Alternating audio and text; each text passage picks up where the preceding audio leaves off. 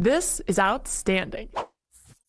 The 11-year-old girl who is being convinced right now to get a mastectomy can't speak up for herself. She cannot defend herself. It's evil. I think if there's anything that I know about what it means to be a man, is we have to speak up for these people. And I get a lot of hate online from different people who say we're not loving, we're hateful. And that's the big pushback on this issue. I'm sure you've heard it.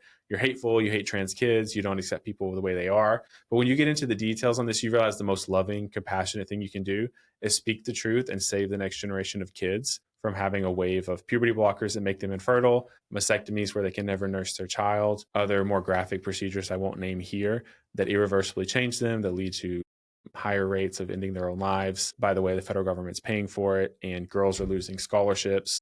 And so I'm glad that we're seeing some change on this, but I agree with you. This is a very moral issue and we have to take back that ground because the opposition and the LGBT movement for so long claimed they have the moral high ground and that they're more compassionate. They're the ones who are loving and accepting and everyone else is hateful. Very well said. Yes. I mean, that's why I so admire individuals like Chloe Cole and Peyton McNabb and Riley Gaines and the several detransitioners who came to that roundtable with the secretary, these people who are willing to speak up about their experience, and they have endured such hate from people, even at that. Oh my goodness! Yeah. I mean, talk about hate, right? I've never been really hurt in my life until taking on this issue. Actually, but keep going. No, but if you're getting pushback, it actually may be a sign. I think it is a sign that you're doing the right thing, because if you're doing something noble in life, you're going to incur pushback.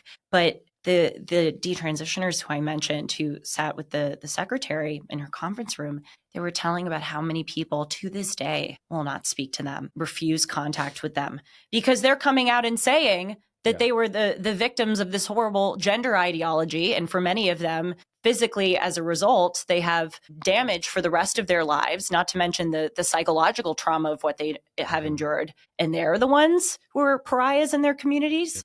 It's insane. Yeah. So they have an ally in President Trump and Secretary McMahon. And I cannot say enough about the secretary. She is relentless. She will not back down on this Title IX issue. She will not back down on parental rights until this is permanently fixed to the best of our ability.